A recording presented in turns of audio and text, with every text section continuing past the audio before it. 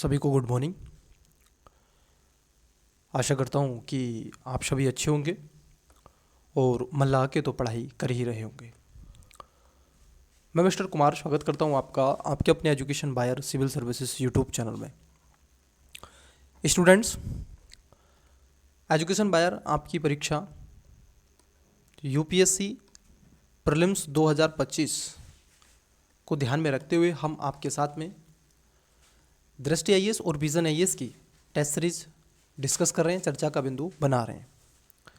अब तक हमने दृष्टि आईएएस के कई ऐसे लगभग 13 से 14 टेस्ट जीएस के और विजन आईएएस के 13 टेस्ट और साथ ही साथ दृष्टि आईएएस के अब तक 5 टेस्ट सीसेट के, और ये आज की क्लासेस में आपका सी टेस्ट का टेस्ट नंबर आप देखोगे 6 है। पर बच्चे, यूपीएससी की परीक्षा में प्रीलिम्स में खासतौर पर एक सबसे बड़ा जो हिंदी माध्यम और इंग्लिश माध्यम में दोनों में जो बैरियर बना हुआ है आज के समय में, वह है आपका सी सेट। तो इसी को ध्यान में रखते हुए हम आपके साथ में आज की क्लासेस में सी सेट के क्वेश्चन डिस्कस करेंगे। और इसका पार्ट नंबर पहला है, जिसमें सी सेट में आप सभी वाकिफ़ हैं कि इसके अंदर आपसे रीजनिंग, मैथ और कॉम्प्रहेंसिव के सवाल आते हैं। तो चलिए, आज का पार्ट नंबर 1 है। चैनल को सब्सक्राइब नहीं किया कीजिएगा, वीडियो को लाइक करें, दोस्तों के साथ में शेयर करें, जितना हो सके सपोर्ट करें। और यदि आप इसका पीडीएफ पाना चाहते हैं तो आप टेलीग्राम को ज्वाइन करें, जिसका लिंक डिस्क्रिप्शन में देके रखा है। एजुकेशन बायर सिविल सर्विस के नाम की आईडी है। चलिए स्टूडेंट्स, और यदि आप चाहते हैं कि दृष्टि आईएएस की टेस्ट सीरीज आपको मिले तो 1000 रुपये आपको पे करना होगा स्टूडेंट्स, और आपको 15 टेस्ट दृष्टि आईएएस के प्रोवाइड करवा दिए जाएंगे। चलिए आइए देखिए, सबसे पहले इन्होंने पैसेज पूछा है। पैसेज को पढ़ने के 2 तरीके होते हैं, मैं आपको बता देता हूँ पहले ही, बार बार नहीं बताऊँगा, एक बार बता देता हूँ। देखिए, 2 तरीके के स्टूडेंट्स होते हैं। कुछ स्टूडेंट्स होते हैं सबसे पहले क्वेश्चन देख लेते हैं, मतलब पूछा क्या रहे हैं, और कुछ होते हैं कि पैसेज पढ़ते हैं। ठीक है, सबके अपने अपने तरीके होते हैं, बट मैं आपको बता दूं, आपका जो तरीका होता चाहिए वो पैसेज को पहले पढ़ना चाहिए। ठीक है, पैसेज को पढ़ने के बाद आप उसके पश्चात जब पैसेज को पढ़ लेते हैं, कुछ की पॉइंट को आप ऐसे नीचे ये सब, ठीक है, उसको मार्क कर देते हैं जहाँ की पॉइंट होते हैं, जो खासतौर पर एक आधार व्यक्त करते हैं या उसका निष्कर्ष कंक्लूजन व्यक्त करते हैं। और फिर उसके बाद आप जाकर के ऑप्शंस में गलत ऑप्शन को टिक करें, ये गलत है, ये तो है ही नहीं।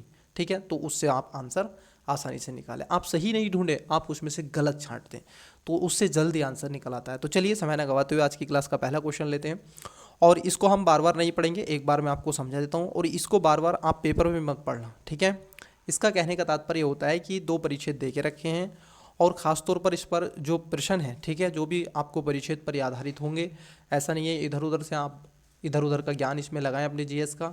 ठीक है, आप उसकी सहायता के लिए लगा सकते हैं, परंतु उसके आधार पर आप इसका आंसर नहीं देंगे। तो चलिए आइए आज की क्लास का पहला क्वेश्चन लेते हैं, और पैसेज पर ही आपको ऑब्जर्व हो रहा है। वीडियो को पोस्ट करके आप भी पढ़ें मेरे साथ में। देखिए क्या है पैसेज। आपसे पूछा गया है, अंतरिक्ष मिशनों में, जो अंतरिक्ष में मिशन है उसमें निजी संस्थाओं की बढ़ती भागीदारी ने अन्वेषण के एक नए युग की शुरुआत की है। कंपनियां अब अंतरिक्ष स्टेशनों के लिए कक्षीय अनुभव, अंतरिक्ष होटल और कार्गो सेवाएं प्रदान कर रही हैं, जिससे उत्साह एवं आशंका दोनों बढ़ रही हैं। अब देखो इससे क्या है, इससे उत्साह भी हो रहा है लेकिन आशंकाएं भी हैं। एक और यह तकनीकी उपलब्ध और अंतरिक्ष तक पहुंच के लोकतंत्रीकरण का संकेत देती है। तो वहीं दूसरी ओर आलोचक सवाल यह करते हैं कि क्या ऐसे उपक्रम तत्काल स्थलीय समस्याओं से संसाधनों को हटा रहे हैं। इसके अतिरिक्त रॉकेट लॉन्च का पर्यावरण पर प्रभाव, जवाबदेही तंत्र में कमी और अंतरिक्ष सैन्यकरण का जोखिम नैतिक शासन को वैश्विक प्राथमिकता बनाते हैं। जैसे जैसे ये कह रहे हैं, जैसे जैसे वह अंतरिक्ष आर्थिक और भू राजनीतिक प्रतिस्पर्धा का विस्तार बनता जा रहा है, इससे जिम्मेदार उपयोग पर चर्चा तीव्र होती जा रही है। आइए अब देखिए, आपसे पूछा क्या है, पूछ रहे हैं कि विवेकपूर्ण निष्कर्ष आपको बताना है। यहाँ पर क्या बताना है, निष्कर्ष। अब देखो हमें क्या करना है, यहाँ पर आपको गलत छांटना है। जैसे ये कह रहे हैं कि अंतरिक्ष के व्यवसायीकरण के लिए अंतर्राष्ट्रीय स्तर पर एक नैतिक और नियामक ढांचे की आवश्यकता है। क्या इन्होंने बोला है? देखो, जब समस्या आप यहाँ पर देखते हैं और यदि पहला स्टेटमेंट आप पढ़ते हैं तो बात सही है, क्योंकि नैतिकता की बात करी है, क्योंकि अभी कोई नियामक नहीं है वहाँ पर, लगातार आप क्या कर रहे हैं, लॉन्च कर रहे हैं। उसका किसकी जिम्मेदारी है? नोबडी नोज, बट अभी उस पर ये बिंदु है तो बिल्कुल आवश्यकता है, तो ये पहला तो सही है। अंतरिक्ष में निजी भागीदारी एक विशुद्ध वैज्ञानिक और मानवीय प्रयास है, मतलब कि ये देखो गलत है, क्योंकि लेखक का सुझाव है कि वाणिज्यिक जो उद्देश्य है वो मानवीय मूल्यांकनों को कमजोर कर सकते हैं, जैसे इसकी एक अनुमान माना गया, तो दूसरा वाला गलत है। ठीक है। तीसरे में कह रहे हैं कि अंतरिक्ष गतिविधियां पृथ्वी पर मौजूद समान आर्थिक और शक्ति गतिशीलता को दर्शाती हैं, तो बात एकदम सही है, क्योंकि इससे क्या है, ना केवल एक की, इसमें ऐसा नहीं है कि एक ही व्यक्ति की इसमें सारे अधिकार रहेंगे, बल्कि इसमें एक से अधिक के रहेंगे। तो देखो जहाँ पर दूसरे स्टेटमेंट है उसको कट कर दो, ठीक है, जहाँ 2 है उसको हटा दो, 2 वाला तो नहीं होगा, 1 और 3। चौथा है कि अंतरिक्ष यात्रा में तकनीकी प्रगति समावेशी वैश्विक विकास की गारंटी देती है। अब जरा चौथे स्टेटमेंट को समझो, यहाँ पर एक शब्द है गारंटी देती है, ये गारंटी वारंटी नहीं है कि समावेशी विकास, इससे सबका कैसे विकास हो जाएगा भाई।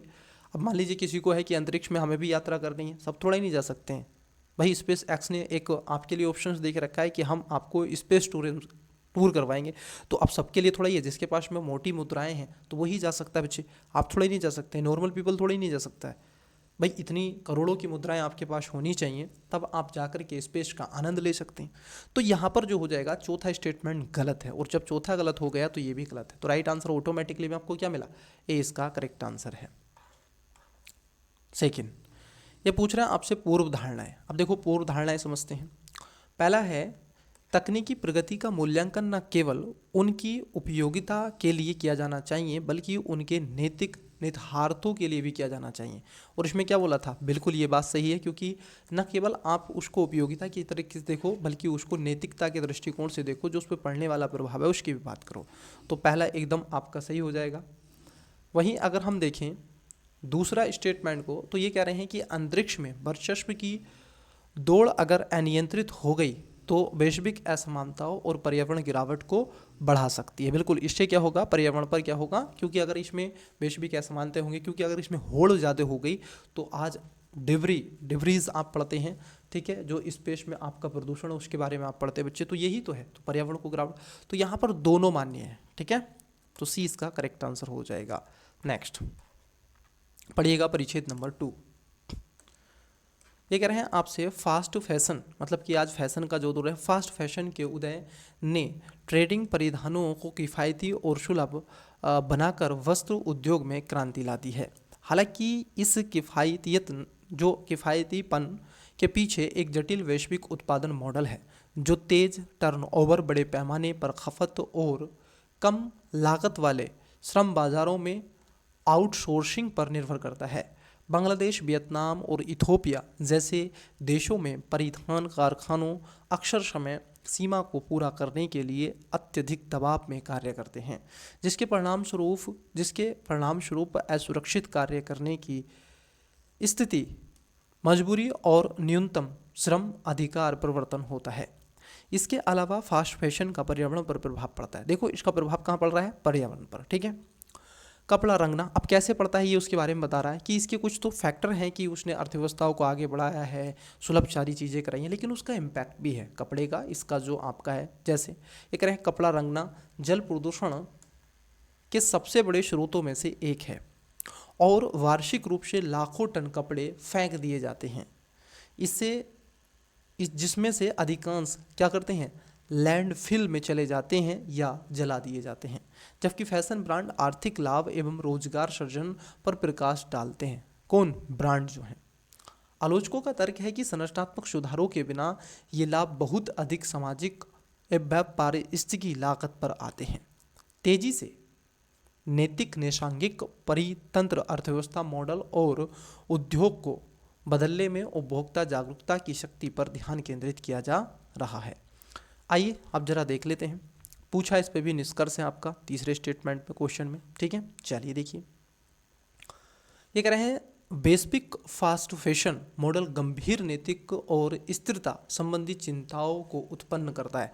बिल्कुल बच्चे, ये बात एकदम सही है, क्योंकि इससे चिंताएं तो उत्पन्न हो रही नहीं है। जैसे श्रम शोषण की बात कर जाए, चाहे उसमें प्रदूषण की बात की जाए, चाहे नैतिक और पर्यावरण से ऐसे जोखिम बढ़ रहे हैं। ठीक है, कपड़े को रंग कर पानी को गंदा, पहला सही है। फैशन उद्योग में रोजगार सृजन स्वतः ही श्रम जो सभ्य श्रम मानकों को सुनिश्चित करता है। अब यहाँ पर एक शब्द बोला गया है आपसे स्वतः ही, क्या ये बात सही है? नहीं बच्चे, क्योंकि रोजगार ये उत्पन्न बहुत ही कम करते हैं, ठीक है, इतने नहीं, लेकिन इसमें मजदूरी और सुरक्षित पारिस्थितिकी की गारंटी तो यहाँ पर नहीं है, ठीक है। तो ये कहाँ है? रोजगार सृजन स्वतः ही क्या करें हैं? स्वतः श्रम मानकों, मानक मतलब कि रूल रेगुलेशन नियम कानून, नहीं, इसमें नहीं आता है। अब देखो सेकंड स्टेटमेंट गलत है, जैसे ही आपका सेकंड स्टेटमेंट गलत हुआ आंसर आपको मिल जाएगा। तो आंसर क्या होगा? ऑप्शन नंबर ए हो जाएगा, क्योंकि बी और सी और डी में तो 2 है, तो ये आंसर नहीं होगा।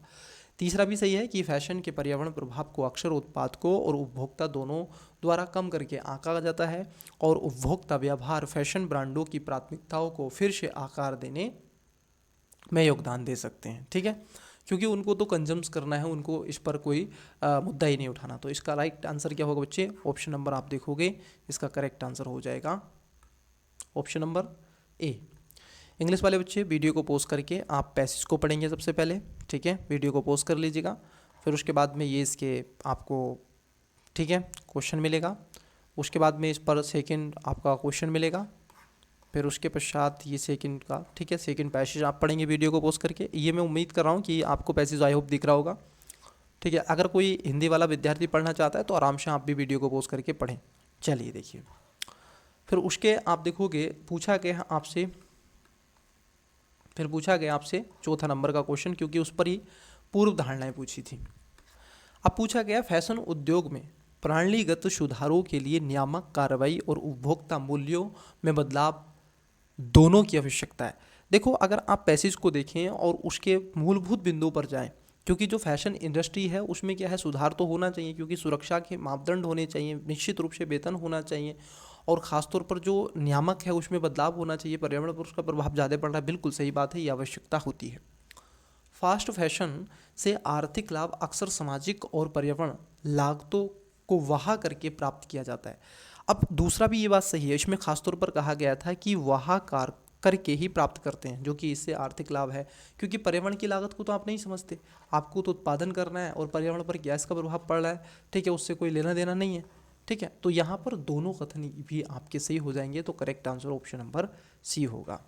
चलिए देखिए बच्चे, यहाँ पर आपको क्वेश्चन नंबर 5 है, मैं आपको कुछ क्वेश्चन आपके लिए दूंगा जो इजी है, क्वेश्चन ज़्यादा हार्ड क्वेश्चन नहीं है, ठीक है, आप उसको यूं ही आसानी से क्या कर सकते हैं।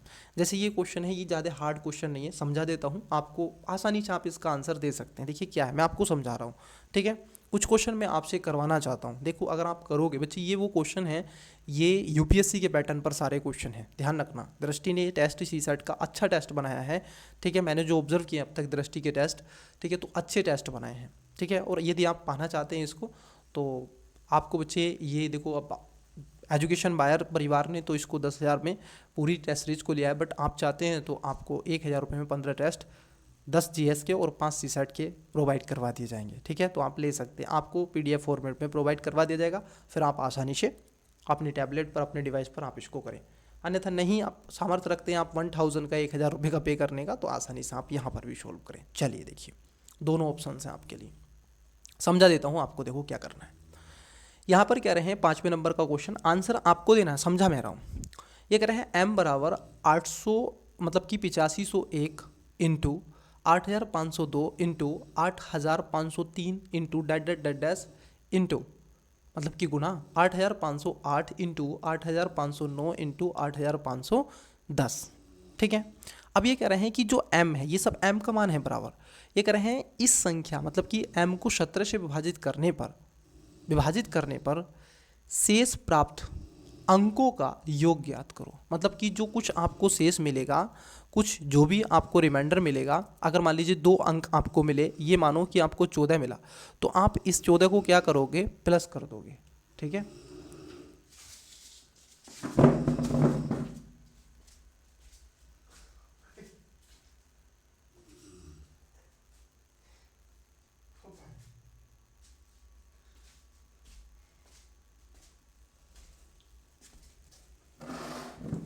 ठीक है, तो आपको क्या करना है, इनको योग कर देना है, ठीक है, ठीक है। तो आप इसको बताएंगे, इस 14 नहीं बताना है, फिर योग करके आपको बताना है कि ये सर 5 हो गया। तो अब देखो मैं आपको समझा देता हूँ, ठीक है। देखो क्या है, ये पूछा है m बराबर इतना, मुझे आप बताओ बच्चे, अगर मैं आपसे कहूँ 800 मैं कहूँ कि आपसे 85 को अगर मैं आपसे 17 से भाग करवाऊँ तो कितना आएगा, 17 पंजे 85 पूरा पूरा कट जाएगा, मतलब कि जीरो रिमाइंडर आ रहा है। ठीक है, अब मैं कहूँ आपसे कि 8501 को अगर मैं 17 से विभाजित करवाऊँ तो कितना रिमाइंडर आएगा, 17 पंजे 85 पूरा कट गया तो कितना रिमाइंडर आया, 1। अगर मैं आपसे कहूँ कि 8502 को अगर मैं 17 से विभाजित करवाऊँ तो कितना रिमाइंडर आएगा, 2। अब देखो बच्चे यही है, अब यहाँ पर क्या आएगा, 1 रिमाइंडर यहाँ पर आ जाएगा, 2 3 4 5 6 7 8 9 और 10। अब क्या करना है आपको, भाग कर देना है, किससे, 17 से। इनको ही तो भाग करना है, और तो कुछ नहीं करना था आपको, बस यही करना है। अब आप इसको भाग, इतना तो आप करोगे, इतना तो आप जानते ही हो। ठीक है, अब जब आप इसको भाग करेंगे, या मैं करूँ इतना भी, अगर आप बच्चे इतना नहीं करोगे तो फिर देखो, मैं इसको चाहूँ तो 1 मिनट में कर दूँ, लेकिन मेरा उद्देश्य ये नहीं है, मेरा उद्देश्य आपको सिखाना। ठीक है, मैंने आपको इसका कॉन्सेप्ट बता दिया, फिर आप कोई भी सवाल कर सकते हैं। अब आप इसको सोल्व कर लो, भाग करना है आपको 17 से बस इस संख्या को।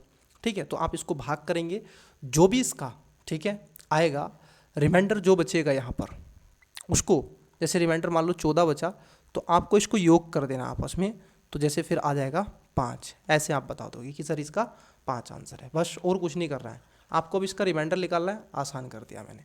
चलिए नेक्स्ट क्वेश्चन, ताकि देखो मैं अधिक क्वेश्चन अटैम्प्ट कर सकूं, मेरा उद्देश्य ये है। ठीक है, चलिए मैंने कॉन्सेप्ट बता दिया, इस कॉन्सेप्ट पर आपको ये इजी है, हार्ड नहीं है, तो 5 नंबर आप करिएगा। ठीक है, लिख लीजिएगा आराम से, वीडियो को पॉज करके करें। आइए इसको बताएंगे, ये थोड़ा आपके लिए कठिन है ताकि इसको हम बता सकें। देखो क्वेश्चन है आपका नेक्स्ट 6 नंबर, ये कह रहे हैं एक घन है, पासा वाले आपने पढ़े होंगे। ठीक है, एक घन को 729 समान टुकड़ों में काटने के लिए आवश्यक न्यूनतम कांटों की संख्या क्या है, मतलब कि कितने काटे जाएंगे। अब एक तो है कि आप इस तरीके से इसको बना लें डायग्राम को, तब आप करें। एक तो तरीका ये है आप ऐसे काटो इसको।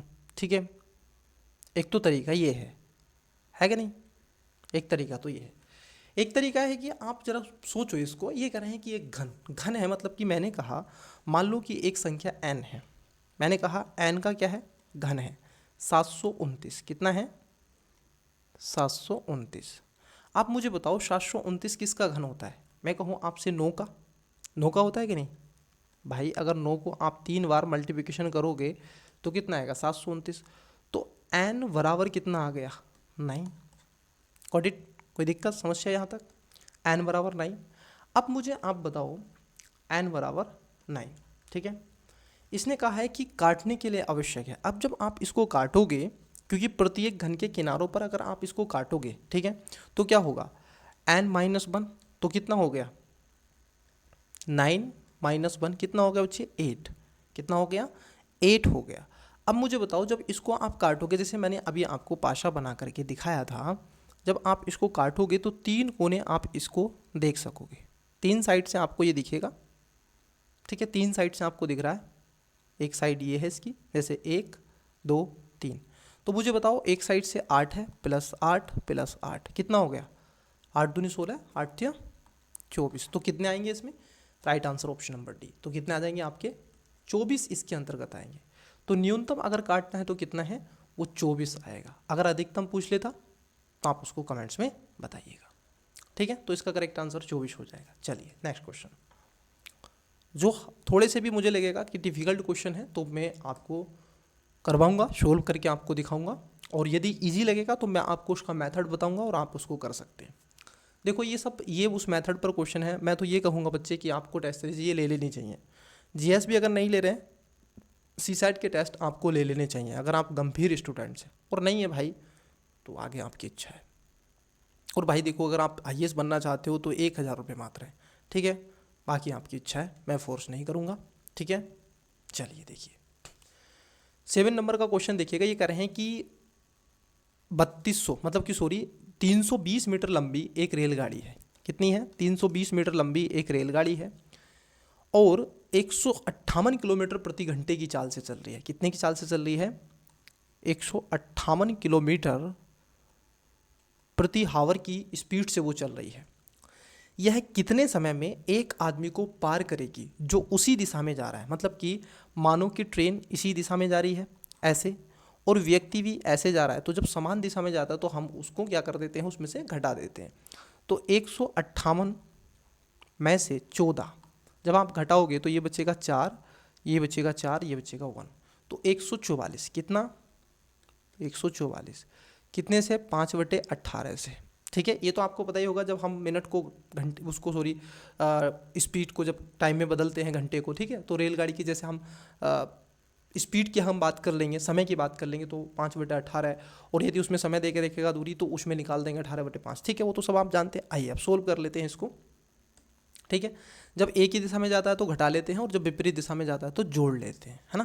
क्योंकि देखो होता क्या है ना, एक दिशा में जाने से दूरी कम होती है। ये व्यक्ति भी इधर ही जा रहा है, ये भी इधर जा रहा है, तो इन दोनों के बीच की दूरी कम होगी। अब मानो एक इधर जा रहा है और एक इधर जा रहा है, तो बीच की दूरी क्या होगी? जैसे जैसे दूर जाएंगे तो बढ़ जाएगी। तो इसलिए इसको इस तरीके से करते हैं। तो देखो अब इसको सोल्व करना है। काटो, इसको काटो 6 से। ठीक है, काटते हैं, 6 से काट दो, तो 6 दूनी 12, 6 तिया 18। ठीक है, 6 दूनी 12, 6 तिया 18। फिर इसको काटो, 6 से काटो, 6 दूनी 12, 2 बार कितना बचा? 2, 6 दूनी 12, 6 तिया 18, 6 चौक 24। 3 से काटो, 3 अट्ठे 24, 8 बार, 8 पंजे 40, और 40 हो गया। तो अगर आप 320 को जब 40 से भाग करोगे तो कितना आएगा? 0 से 0, और ये चला जाएगा कितना? 8 चौक 32। तो 8 सेकंड में वो उसको पार कर जाएगी। Correct answer option number C. ठीक है, चलिए इसी तरीके से आपसे कोई भी पूछ लेता तो आप इसका आंसर दे देते। अब देखो कई बच्चों को क्या है ना, इस क्वेश्चन में बहुत कन्फ्यूज हो जाता है, कई बच्चे डर जाते हैं। बच्चे बहुत इजी क्वेश्चन है ये। क्वेश्चन नंबर 8 देखिएगा। ठीक है, क्वेश्चन नंबर 8 देखिएगा। ये कह रहे हैं आपसे 444 की पावर कितनी है? 333 प्लस 222 की पावर कितनी है? 444। पूछा है कि किससे भाज्य हैं। अब यहाँ पर ये यूपीएससी ने पूछा है इस टाइप का क्वेश्चन, तो इन्होंने भी उसी के ऊपर बना दिया है, उसी पैटर्न पर। अब देखो विद्यार्थी, आपको करना है क्या है जरा समझना। यहाँ पर दे के रखी है कुछ संख्याएं, तो आपको कुछ नहीं करना है। जैसे मैं एक संख्या ले लेता हूँ इसमें से। अब कई इसको मेथड से नहीं जाना उस पर, आप कॉमन सेंस लगाओ, अपना स्मार्टनेस दिखाओ। देखो यहाँ पे ये कह रहे हैं कि 400 की पावर, मैं एक संख्या ले रहा हूँ यहाँ पर, 400 की पावर 333 है ना। तो कहने का तात्पर्य ये है कि आप 400 को 333 बार लिखोगे। कहने का तात्पर्य ये है। तो मुझे आप बताओ, मैं अगर 333 बार ना लिख करके मैं कहूँ आपसे कि सर, क्योंकि ये पूछा गया है कि आपको ये, तो फिर आप ऐसी तो लिखोगे मल्टीप्लिकेशन में इसको। ठीक है, ऐसी मल्टीप्लिकेशन में लिखोगे आगे 433 बार, है ना। लेकिन ऐसा नहीं करना, लिखना नहीं है, केवल समझना है यहाँ पर। अब मुझे आप बताओ विभाजित क्या करना है फिर आपको? विभाजित तो यही करना है 444। अब इस 444 को आपको विभाजित करना है, देखो अलग अलग डिफरेंट नंबर से। ठीक है, तो हम विभाजित कर लेते हैं। जरा देखो बच्चे, पावर इसकी कुछ भी हो, हमें तो संख्या यही विभाजित करनी है ना। अब मुझे बताओ कि 400 अगर 44 को, इसमें कह रहा है कि ये 444 आप देखो 2 से विभाजित है क्या? हाँ। 3 से विभाजित है क्या? देख लेते हैं 3 से विभाजित है क्या। 3 ही करना 3, 1 कितना बचा? 1 बचा, कितना हो गया? 13, 3 चौक 12, कितना बचा बच्चे? 1 बचा। 3 ही करना 3, 1 बचा, है कि नहीं। फिर उसके बाद में क्या करें? 3 ही करना 3, 3 चौक 12, सॉरी 14 आएगा यहाँ पे, 13 नहीं आएगा, 14। फिर उसके बाद में 2 बचेगा, 3 अट्ठे 24। जी हाँ, तो ये तो विभाजित है आपका पूरा पूरा। ठीक है, तो देखो ये क्या हो गया? 3 से विभाजित है। ठीक है, 3 से विभाजित है। चलो 3 से विभाजित हो गया सर। अब उसके बाद हम देख लें 2 से तो है, क्या 37 से भी ये विभाजित है? क्या ये 37 से भी विभाजित है? तो 37 से भी देख लेते हैं। देखो 37 का ना, 37 एक बार लेंगे, 37 तो घटाओ, 14 में 7, 7 जाएगा, यहाँ पर 4, क्योंकि ये तो बराबर आ जाएगा। अब मुझे बताओ 7 दूनी 14, 2 से करो, 7 दूनी 14 का 4, 1, और 3 दूनी 6, 1, 7। मतलब कि अगर आप देखें तो आपका ये 444 आपका 37 से विभाजित है। मतलब कि ये जो नंबर है ना आपका पूरा, जो भी इसका आएगा, ये आपका इन तीनों से विभाजित है। यह हमें पक्का पता चल गया है ना।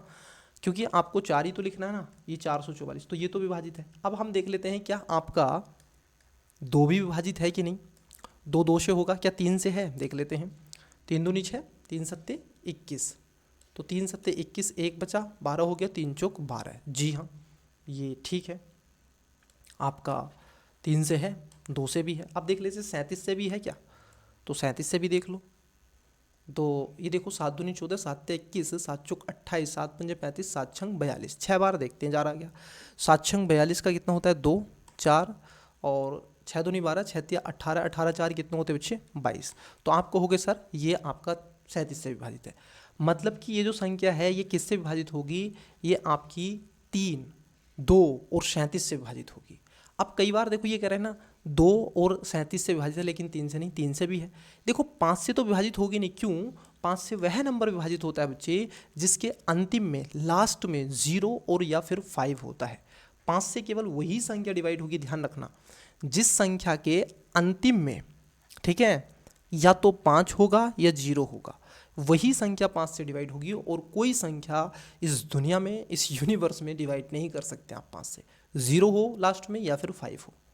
तो यहाँ पर कह रहे हैं कि 2 और 3 से नहीं, तो इसका राइट आंसर क्या है, ऑप्शन नंबर ए इसका करेक्ट आंसर हो जाएगा। तो ऐसे क्वेश्चनों में आपको डाउट हो सकता है। अब आप कोई भी संख्या सोच लें, जो भी आपको सोचनी है, ठीक है, कोई भी संख्या आप सोच लें, फिर उसका आप कितना ही बड़ा वर्ग कर दें, कितना ही बड़ा घन बना दें उसको, लेकिन अगर स्टार्टिंग का जो नंबर है अगर ये डिवाइड हो गया तो फिर उसका वर्ग भी हो जाएगा, उसका घन भी आपका डिवाइड हो जाएगा। चलिए नेक्स्ट क्वेश्चन देखते हैं।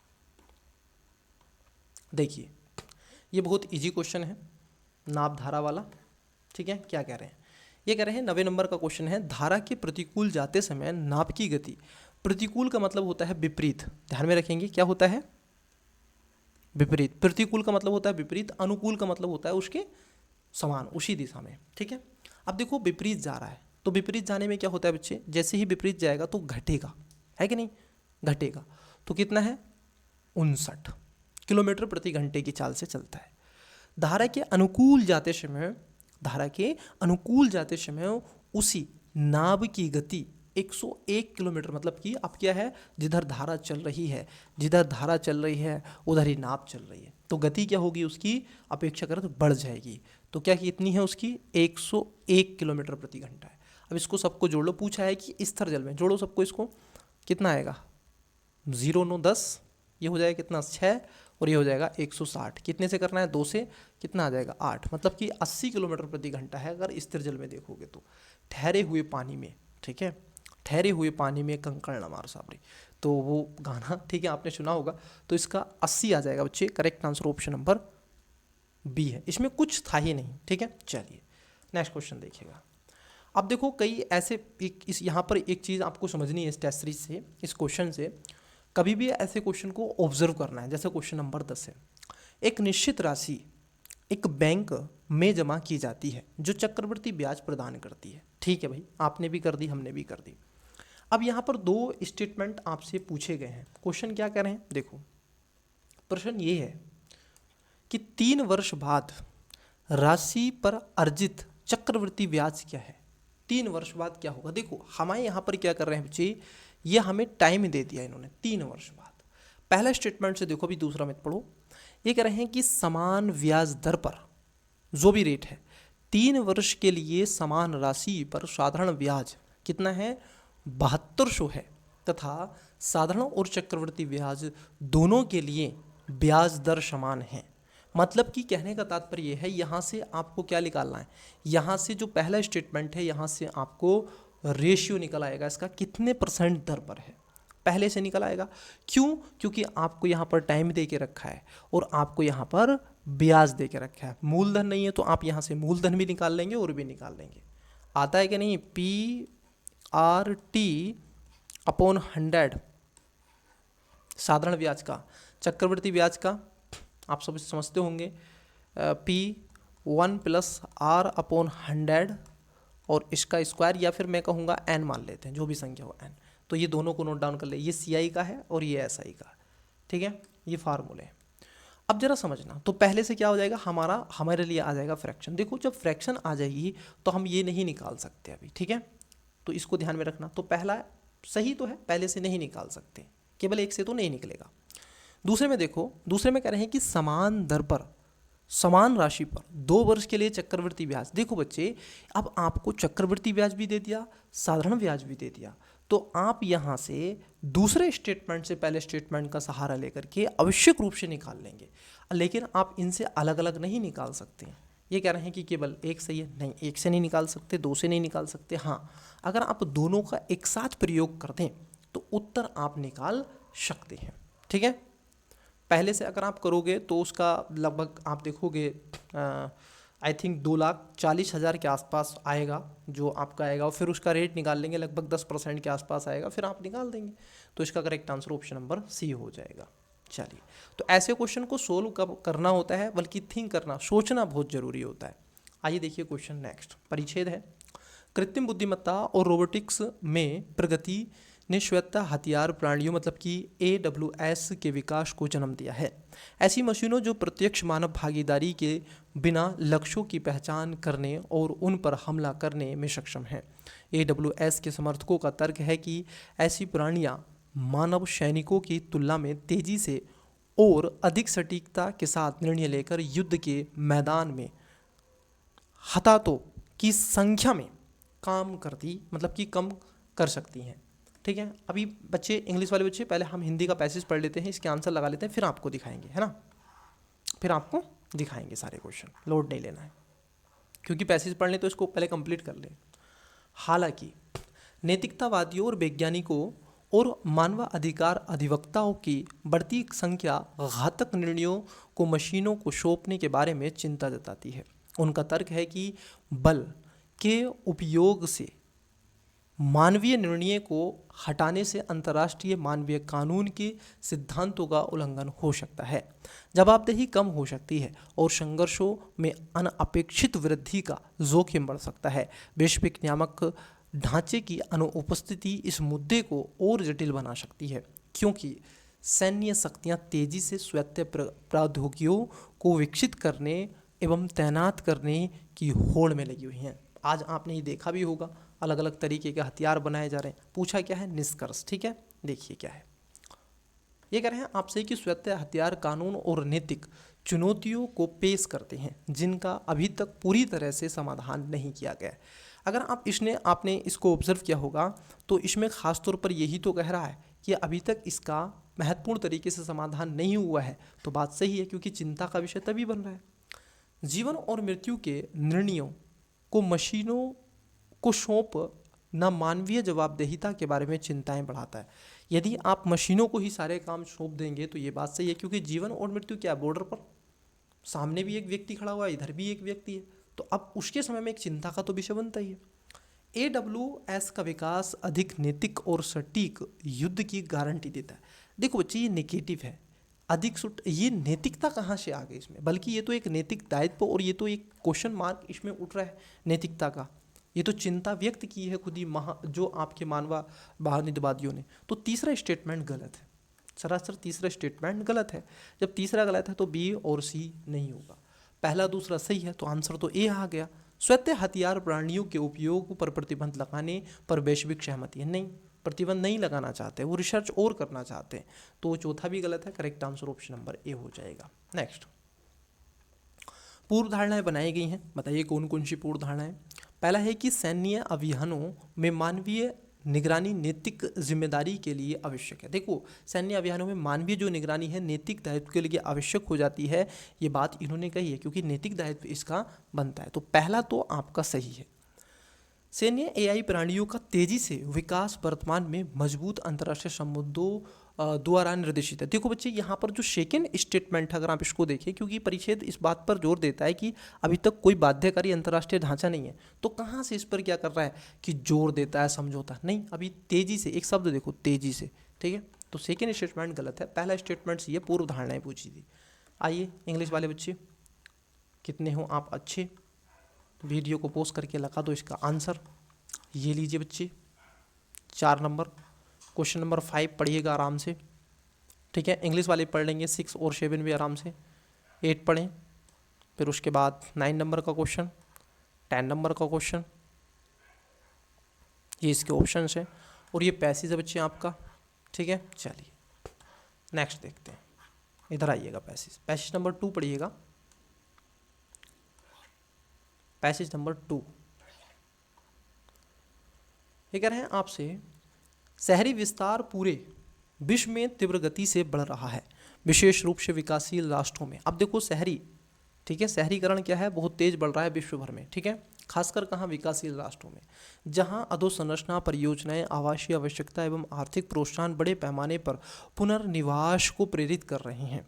इस प्रक्रिया में ऐतिहासिक क्षेत्रों, सांस्कृतिक स्थलों एवं पारंपरिक स्थापत्य कला को आधुनिक भवनों तथा परिवहन गलियारों के लिए अक्सर ध्वस्त कर दिया जाता है। किस लिए? शहरीकरण के लिए। किसको?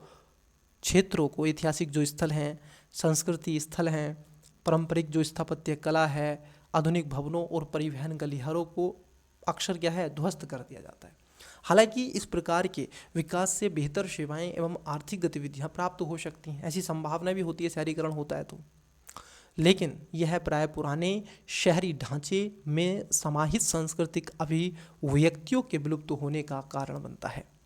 विरासत जो संरक्षण तर्कों का, जो आप देखोगे संरक्षकों का तर्क है, जो विरासतों का संरक्षण करते हैं उनका तर्क क्या है, वो कहते हैं कि शहरी नवीकरणीय पहचान की कीमत पर नहीं होनी चाहिए। तो शहरी जो आप देखोगे नवीनीकरण जो है वो पहचान की कीमत पर नहीं होना चाहिए, और यह है कि अनुकूल पुनः उपयोग, सामुदायिक परामर्श एवं संदर्भ संवेदनशील डिजाइन के माध्यम से विरासत एवं प्रगति दोनों का संरक्षण किया जा सकता है। फिर भी कई मामलों में भागीदारी आधारित नियोजन की कमी और अल्पकालिक आर्थिक हितों के कारण अपरिवर्तनीय सांस्कृतिक क्षति हो जाती है। फिर भी क्या हो रही है, संस्कृति की क्षति आपको दिखाई पड़ती है। 13 नंबर का क्वेश्चन है, आसानी से वीडियो को पूछें, क्या है कि विवेकपूर्ण निष्कर्ष आपसे पूछा है, बताइएगा 13 नंबर में। देखो, गलत ढूंढो इसमें, गलत छांटो इसमें, गलत देखो कहाँ पर है। जैसे शहरी पुनर्विकास को आधुनिकीकरण और विरासत संरक्षण के बीच संतुलन बनाना चाहिए, ये बात इसमें कूट से पहले ही कह रहे हैं कि दोनों को अगर एक साथ लें, जो संतुलन है वो बना रहे, कि जो पुरानी बस्तियां हैं, सभ्यता है, संस्कृति है, ठीक है, वो भी बने रहे हो और आधुनिकीकरण भी हो, ये तो इससे अच्छा क्या हो सकता है। ये कह रहे हैं यहाँ पर सभी संदर्भों में शहरी समृद्धि के लिए पुरानी संरचनाओं को ध्वस्त करना आवश्यक है। नहीं बच्चे, ये गलत है, आवश्यक शब्द है और सभी को। सांस्कृतिक स्मृति का संरक्षण आर्थिक विकास के साथ असंगत है, मतलब कि हो नहीं सकता, ये कह रहे हैं, गलत।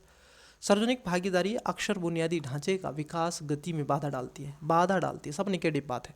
Correct answer option number A हो जाएगा कि शहरी पुनर्विकास को आधुनिकीकरण और विरासत संरक्षण के बीच संतुलन होना चाहिए। पूछ रहा है आपसे, पूर्व धारणाएं बनाई गई हैं, 40 नंबर का क्वेश्चन। देखो, सांस्कृतिक विरासत किसी समुदाय की पहचान का अभिन्न अंग है और शहरी डिजाइन में इसका महत्व होना चाहिए। अब इन्होंने यहाँ पर स्वयं कहा है कि सर, जब आप कोई विकास कर रहे हैं, क्योंकि जो सांस्कृतिक विरासत है, जो संरक्षण विधि, इस बात को कह रहे हैं कि ये किसी की पहचान हो सकती है, कोई परंपरावादी, ठीक है, धर्म से रिलेटेड हो सकता है, संस्कृति से रिलेटेड है, तो वो होना चाहिए। ऊपर से नीचे की ओर शहरी नियोजन में स्थान के सामाजिक सांस्कृतिक आयामों को अनदेखी हो सकती है। जो इन्होंने लास्ट में जाकर के बोला था, यही तो कहा था कि भागीदारी नियोजन में कमियों और अल्पकालिक आर्थिक हितों के प्रभाव की आलोचना यही तो करता है, और दोनों सुझाव यहाँ पर सही देते हैं। जो अक्सर दृष्टिकोण है कि सामाजिक सांस्कृतिक पहलुओं की उपेक्षा करते हैं, लास्ट में इन्होंने कहा है, तो दोनों यहाँ पर क्या है, पूर्व धारणाएं मान्य हैं। तो इसका करेक्ट आंसर क्या होना चाहिए, सी इसका राइट आंसर हो जाएगा। चलिए, इंग्लिश वाले विद्यार्थी वीडियो को पॉज कर लें, करेक्ट आंसर दें। लीजिए बच्चे, पैसेज पढ़िएगा, इधर पैसेज 2 अर्बन एक्सप्लेनेशन पढ़िएगा इसको, फिर उसके बाद में ये इसके ऑप्शंस हैं, ये क्वेश्चन है। आइए नेक्स्ट देखिए क्वेश्चन क्या है, समझना क्वेश्चन को। यूपीएससी ने ऐसा क्वेश्चन आपसे पूछा है। क्वेश्चन है 15 नंबर, कह रहे हैं कुछ निश्चित संख्या में पुरुष किसी कार्य को 10 के दिनों में पूरा कर सकते हैं। 2024 का अगर आपने पेपर देखा होगा, सेम वैसे ही ये क्वेश्चन है। कितने में? 10 के में कर सकते हैं, ठीक है। कितना कार्य कर सकते हैं? 5 कार्य कर सकते हैं, ठीक है। जहां के एक प्राकृत संख्या है, प्राकृत मतलब कि 1 2 3 4 5 6 7 8 9, पुरुषों की संख्या में कितने प्रतिशत की वृद्धि की जानी चाहिए ताकि कार्य 8 दिन में पूरा हो सके। कितने बच्चे? 8 दिन में पूरा हो सके। 8 के तो मतलब कि कितना होना चाहिए बताओ। यहाँ पर 2 हो गया, किसके अकॉर्डिंग हो गया, 8 के अकॉर्डिंग हो गया। अगर आप 8 से करना चाहते हो तो कर लो। ये हो जाएगा कितना, ये चला जाएगा 4, तो ये चला जाएगा कितना 25, तो 25% आ जाएगा फ्रैक्शन में। तो राइट आंसर क्या है, डी, दैट्स इट। तो अगर देखोगे ना इसमें कहा कि 8 दिनों में पूरा हो सके, तो 8 दिन को हम नीचे रखेंगे क्योंकि कंपेयर किससे करवा रहा है ना, 8 दिन से। तो इसका राइट आंसर क्या हो जाएगा, ऑप्शन नंबर बी इसका करेक्ट, डी सॉरी इसका डी राइट आंसर हो जाएगा 25%। ईजी है, इसमें कुछ ऐसा नहीं है। ये क्वेश्चन थोड़ा सा आपको डिफिकल्ट लग सकता है, परंतु अगर आप करोगे तो इसका आंसर भी आप आसानी से दे सकोगे। देखिए क्वेश्चन क्या है, ये कह रहे हैं रमन अपने कार्यालय के लिए 72 किलोमीटर प्रति घंटे की औसत गति से बाइक चलाता है। ठीक है, 60 नंबर का क्वेश्चन देख रहे हो। पहली 80% दूरी तय करने में लगा समय शेष दूरी तय करने में लगे समय से 10 मिनट अधिक है। मुझे आप बताओ बच्चे, इन्होंने कहा 80% काम उसने कर लिया, मैंने कहा 100 पूर्ण रूप से परसेंट था, 80 जो किया उसने पहले वाले में कर लिया, सेकंड वाले में जो बचा कितना 20 बचा है कि नहीं, इतना बचा है कि नहीं बताइएगा मुझे बताइएगा। अब मैं इसकी फ्रैक्शन अगर बना दूँ तो परसेंटेज में देके रखा है मान लो, तो मैंने इसका 0 से 0 काटा, बस इतना ही रहने देंगे। अब मैं कहूँ आपसे, अब मैं आपसे कहूँ बच्चे यहाँ पर कि यहाँ से क्योंकि फ्रैक्शन में है ऐसे है, मैं ऐसे ही लिख लेता हूँ, ज़रा इसको इजी कर रहा हूँ, थोड़ा हार्ड नहीं कर रहे हैं। तो यहाँ से इसको हटाएंगे, यहाँ से इसके 1 0 यहाँ लगा देंगे, इसको यहाँ से काटेंगे और इसके 1 0, तो ये बनेगा इस तरीके से 0.8x। कोई दिक्कत तो नहीं है यहाँ पर लिख रहा हूँ तो, ठीक है, कोई दिक्कत। और दूसरा कितना है 0.2x, 0.2x, कोई दिक्कत यहाँ तक। दूसरी, अब ये कह रहे हैं कि 10 मिनट अधिक का समय लगता है। मुझे बताओ कितने का लगता है, 10 मिनट अधिक लगते हैं, यही तो कहा है। कोई समस्या यहाँ तक। यहाँ पे कितने लग रहा है, यहाँ पे लग रहा है आपका 0.6 लग रहा है फालतू। कितना लग रहा है बच्चे समय, यहाँ पे अगर आप देखोगे 0.8x में और 0.2 में तो कितना 0.6x समय ज़्यादा लग रहा है। अब मुझे बताओ कि आपका 0.6x बराबर किसके, 10 के, यहाँ पर कर रहे हैं 0.6x बराबर किसके, 10 के। तो x का मान अगर मैं निकालूं तो 10 बटे 0.6 ये आना चाहिए 0.6, और यदि आप इसको ऐसे काटें और यहाँ से पॉइंट हटा दें तो ये आ जाएगा 1/6। कितना आ जाएगा बच्चे, 1/6 आपका आ जाएगा। अब आप मुझे बताओ कि औसत गति, और जब निकालोगे आप कैसे निकालोगे, दूरी बटे समय। जब भी आप डिस्टेंस निकालते हो कैसे निकालते हो, तो दूरी बटे समय। यहाँ से इसको रफ कर देते हैं और देखिए अब आपको इसी एरिया में करवा देंगे। तो कितना आया था, इसको भी रफ कर देते हैं, यहाँ से 1/6 आया है। ठीक है, तो ये कितना आएगा, मैंने अभी आपको दिखाया करके, यहाँ पर आ जाएगा 1/6। ठीक है, अब मुझे बताओ जब दूरी आप जब आप गति निकालते हो, एवरेज आप स्पीड निकालोगे तो क्या निकालोगे, एवरेज स्पीड से आप कहोगे दूरी बटे क्या लगेगा, उसमें स्पीड निकालना है तो टाइम। अब मेरी बात को ज़रा समझना बच्चे, यहाँ पर कह रहा है कि 0.6x ये इसके बीच की दूरी है, और कितना लग रहा है इसमें टाइम 1/6। अब ये 6 और बराबर कितना है, बराबर है 72। ठीक है, बराबर कितना है 72। गॉट इट, यहाँ तक कोई किसी को दिक्कत, बराबर 72।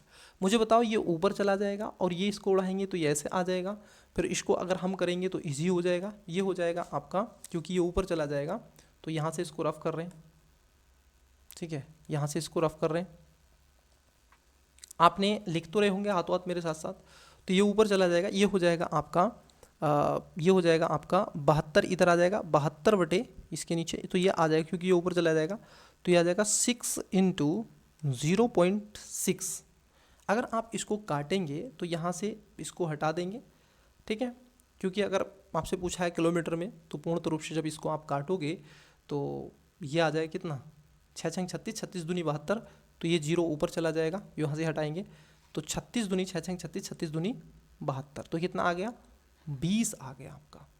कितना है बच्चे, 20 किलोमीटर आपकी दूरी आ गई। तो क्या इसमें 20 किलोमीटर दूरी दे के रखी है, जी हाँ इसमें 20 किलोमीटर दूरी दे के रखी है। तो इसका करेक्ट आंसर हो जाएगा ऑप्शन नंबर डी। ठीक है, इसका करेक्ट आंसर हो जाएगा ऑप्शन नंबर डी। चलिए नेक्स्ट क्वेश्चन देखते हैं। क्वेश्चन ये भी बहुत इजी है, मैथ के क्वेश्चन है। एक गैरीशन में, एक गैरीज है मान लो कि उसमें 500 सैनिक हैं और 1 महीने के लिए भोजन का प्रावधान है। मुझे बताओ प्यारे लाल कि 500 हैं और 1 महीने मतलब कि नॉर्मली हम 30 दिन मानते हैं, तो कितना आ जाएगा, 3 पंजे 15, तो कितने का हो गया 15,000, तो क्योंकि 3 जीरो है तो 15,000 हमारे पास में फूड है। इतना कह रहे हैं कि 10 दिनों बीतने के बाद, मुझे बताओ बच्चे कि 10 दिन तक 500 व्यक्तियों ने खाना खाया होगा, 500 ने खाया होगा तो कितना 5,000 खा लिया हो गया, तो टोटल था कितना 15,000, 5,000 खा लिया 10 दिन में, तो बचा कितना 10,000 फूड आपके पास में बचा। ठीक है, यही बात आ गई। फिर उसके बाद क्या कह रहे हैं, उसके बाद 500 अतिरिक्त सैनिक और आने से गैरिशन की जो ताकत है वो दुगनी हो गई। अब इस अवधि को निर्धारित करें कि शेष प्रावधान जो रखा गया है गैरिशन में बनाए रखेंगे, मतलब कितने दिन और चलेगा। देखो बच्चे 500 तो थे ऑलरेडी, 500 तो ये थे, 500 और आ गए तो कितने हो गए 500 प्लस 500 1000, 1000 हो गए।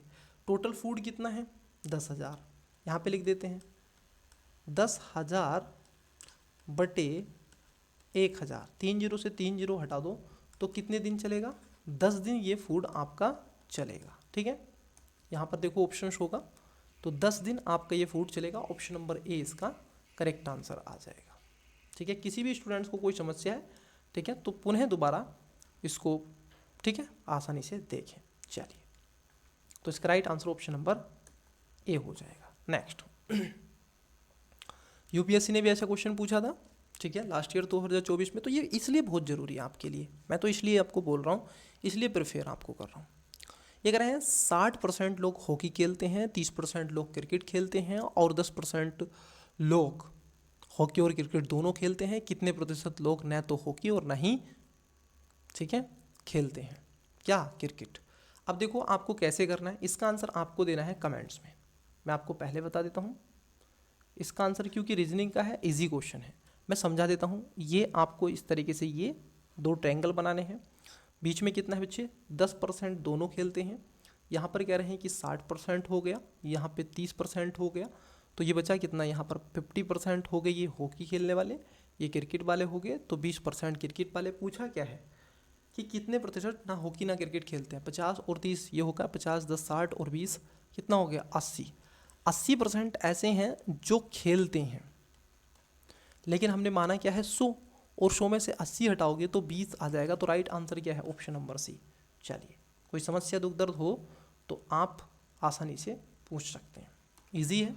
चलिए क्वेश्चन देखिएगा 19 नंबर के क्वेश्चन को वीडियो को पोस्ट करके आप भी इसका करेक्ट आंसर दें। इस क्लास में बच्चे मैं 25 ही क्वेश्चन कर सकूँगा, उसका एक रीज़न है ठीक है, उसका एक रीज़न है क्योंकि इसके बाद जो नेक्स्ट क्लास लेंगे उसमें हम पूरा एक तरीके से आपसे 2 से 2.5-3 घंटे की जो भी क्लास होगी पूरी ले लेंगे। देखो 19 है, ये कह रहे हैं कि एक टीम के 3 सदस्य, अब मान लो 3 सदस्य हैं, कौन कौन 3 सदस्य हैं यहाँ पे लिख देते हैं। 3 सदस्य आपकी स्क्रीन पर हैं, तो एक है पी, पारस, कमल और रवि। ठीक है, ये 3 सदस्य हैं। इनका जो एवरेज भी इन्होंने दे के रखा है, क्या दे के रखा है 5:6:7, यही दे के रखा बच्चे, इतना ही स्कोर दे के रखा है ना इनका। कोई समस्या किसी को भी स्टूडेंट्स को हो तो बिल्कुल एकदम कमेंट्स करिएगा, यही दे के रखा है। फिर ये कह रहे हैं कि वो इतने इतने रुपए बचाते भी हैं। मैंने कहा ओके इतने इतने रुपए बचाते हैं, तो मैंने कहा ये 5x हो गया, ये 6x हो गया और ये 7x हो गया। ठीक है, मैं ये मान सकता हूँ। अब इतने इतने रुपए, जैसे 3,000 रुपये, रवि क्या है 3,000 है, कमल 4,000 है, पारस 5,000, मिलने के बाद नए जो वेतन बन रहा है उनका कितना बन रहा है XYZ बन रहा है। आप मुझे बताओ उसको इतने मिल रहे हैं, जैसे अब मैं कर रहा हूँ यहाँ पे सवाल, थोड़ा सा फोकस करिएगा। ये कह रहे हैं जब P को मिल रहा है कितना, वो कह रहा है कि 5x प्लस कितने मिल रहे हैं इसको P को, बताओ। P का मतलब कि पारस को 5,000 मिल रहे हैं, तो 5,000 मिल रहे हैं। वहीं आप मुझे और एक बात बताओ, जो 6 है K है, जो K है कमल को कितने मिल रहे हैं 6a बटे में आएगा 6x प्लस कितना 4000। अब इनका नया रेशियो क्या है दोनों का, आपको दिख रहा है यहाँ पर, क्योंकि यही तो है ना दोनों का, पी और के का लिया है, तो इनका नया रेशियो क्या है 7/8। करिएगा गुणा, कितना होगा 8 पंजे 40x प्लस 5 अट्ठे 40, 40,000 बराबर कितना हो गया 7 छंग 42x प्लस कितना होगा 7 चुक 28। ठीक है, 2 जीरो लगा दो। अब ये है 40, ये है 42, इसमें से अगर घटाएंगे तो ये आ जाएगा 2x बराबर 2x बराबर, ठीक है, इधर है आपका कितना 28, उधर है 40, कितना हो जाएगा, अगर आप इसका अंतर देखोगे तो 12,000 का हो जाएगा। और यदि 2 से करोगे तो x का मान कितना आ जाएगा, x का मान 6,000, मतलब कि 6,000 आ गया। तो हमने यहाँ पे निकाला 6,000 आ गया, ठीक है, एक का निकाल लिया। अगर हम देखें अब p का, मतलब कि r का निकालें, तो r का निकालो बच्चे, इससे r का भी आप निकाल सकते हैं। ठीक है, देखो r का कैसे निकालोगे, आप कहोगे k का कितना है 6x, तो आप कहो 6x प्लस, क्योंकि हमें कॉमन लेना पड़ेगा 3 है, नहीं तो 2 होते तो जल्दी कर देते, तो कितना ले रहा है ये, ठीक है, कमल के पास कितना है 4, ठीक है, कितना है 400 बटे ये कितने ले रहा है 7x प्लस कितने 3,000।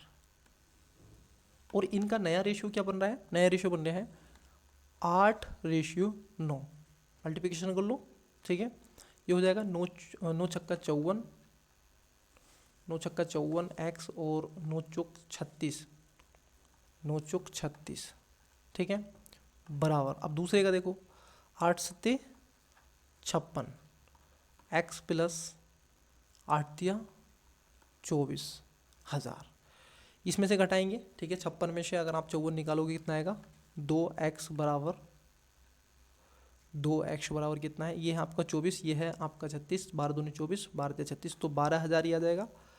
और 12,000 ये है 2x, तो x का मान कितना आ जाएगा 6। अब मुझे बताओ यहाँ पर जो x का मान आया है वो 6 आया है दोनों जगह, ठीक है, 6,000 आया, 6 इधर भी 6 इधर भी। पूछा क्या है, अब मुझे ये तो पता चल गया कि 6,000 आता है।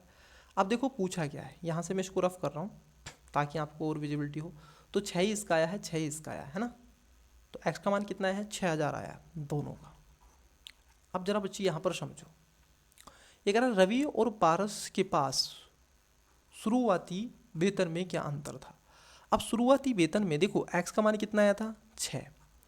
मुझे एक बात बताओ, रवि और पारस का पूछा है ना आपसे, ये कह रहे हैं रवि और पारस, यहाँ पर देखो कितना है, इनका अंतर कितना है 5 और 7 में 2 का अंतर है, 6 वो बचा रहा है 6,000, x का मान 6, तो कितना हो गया, ये हो गया आपका 12,000। तो राइट आंसर क्या है, ऑप्शन नंबर सी इसका करेक्ट आंसर हो जाएगा। तो इसका right answer option number C है। ठीक है, चलिए नेक्स्ट क्वेश्चन लेते हैं। तो इजी क्वेश्चन है, हार्ड क्वेश्चन नहीं है, देखिएगा और इस क्वेश्चन को समझिएगा, बहुत ही अच्छा क्वेश्चन है। यदि 112x² minus 23xy plus x by की पावर 2 बराबर 0 है तो x और y का अनुपात क्या होगा। अब देखो यहाँ पर वो स्टूडेंट्स थोड़ा भी अगर आप कॉमन सेंस रखते हैं, देखो भागते हैं, एक तो ये बहुत ज़्यादा मेरे को गुस्सा इसलिए आता है, ऊपर से हिंदी माध्यम है, ऊपर से मैथ से भागते हैं, तो सीसेट काहे फेल ना करोगे भाई। देखो अब जरा समझो, आपको समझना है बच्चे, आप आपके सामने देखो, इसमें क्या है ना आंसर भी दे के रखा है कि नहीं, 4 ऑप्शंस में आपको ढूंढना है। देखो जरा एक बात मेरे को आप बताओ, थोड़ा बहुत अगर सोचो तो मुझे आप एक बात बताओ, आपको जीरो लाना है, किस संख्या से आप ला सकते हैं। आप जरा सोचोगे, अगर मैं x का मान बड़ी से बड़ी संख्या ले लूँ, मान लो कि आपने 6 ले लिया, तो यहाँ पर देखो 6 छंग 36, और 36 से जब आप 112 को गुणा करोगे तो एक बहुत लंबी संख्या बनेगी, है कि नहीं, बनेगी कि नहीं, अरे बोलो हाँ। और फिर 36 का यहाँ पर देखो स्क्वायर आपको करना पड़ेगा 7, 7 सत्ते 49, फिर इधर देखो आपस में इसकी गुणा, फिर इसकी गुणा, अगर आप ले लो 6 सत्ते 42, 42 की फिर 23 से, तो इसका भी देखो, तो ये बड़ा रिस्की हो जाएगा आपके लिए।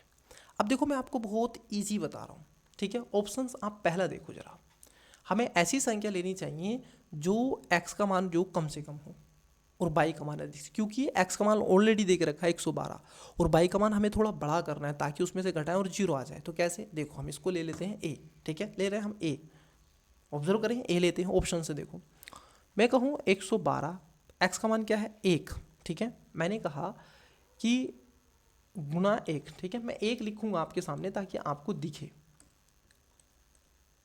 112 इंटू 1 और इसका स्क्वायर है, ठीक है, माइनस 23 इंटू एक्स बाई कितना है, ये एक्स बाई का मान 7 है, तो 1 इंटू 7, ठीक है, प्लस कितना है, बाई का मान 7 है, तो 7 का स्क्वायर, यही है, बराबर 0। कर लो बेटा इसको, तो ये तो इतना ही आएगा, 112 ही आ जाएगा ये, ठीक है, माइनस, अब देखो 7 का ना 7, ये भी इतना आएगा, तो इसको कर लो इधर, कितना, पहले इसको करो ब्रैकेट को, 7 सत्ते 49, ये हो जाएगा आपका 7 सत्ते 49, इसको करो गुणा, फिर इधर 7 21 का 1 2 और 7 दूनी 14 और 2 कितना हो गया 16, 16 प्लस कितना, 16 प्लस कितना 49, इसमें जोड़ दो, कितना होएगा, 9 और 1 10 का 0, हासिल लगा 1, हासिल लगा 1, और फिर उसके बाद में आ जाएगा 6 4 10, 10 का 0, हासिल लगा 1, फिर आ जाएगा 3।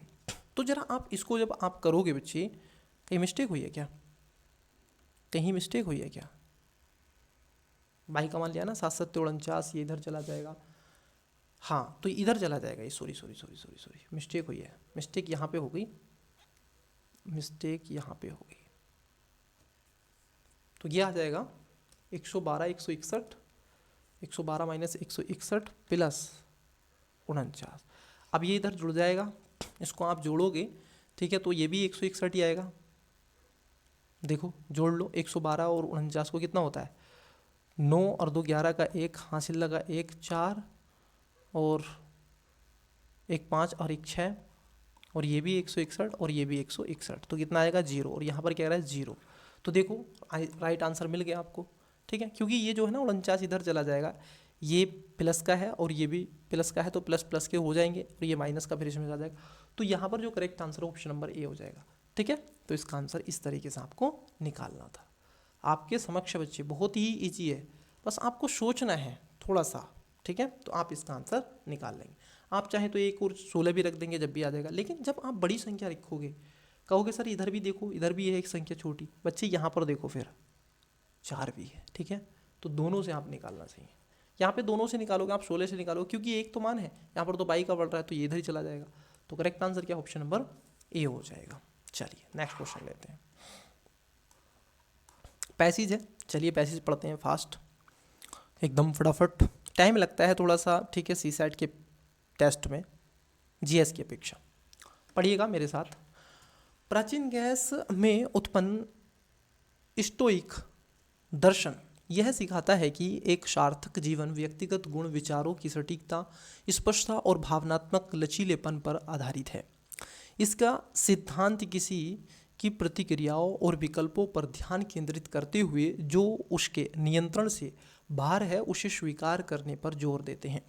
आधुनिक समाजों में अनिश्चितताओं, प्रतिस्पर्धा एवं जटिल अभिसार द्वारा चिन्हित स्टोइच जो आपके स्टोइज्म ने एक मनोवैज्ञानिक टूल किट के रूप में एक नए सिरे से रुचि प्राप्त की है।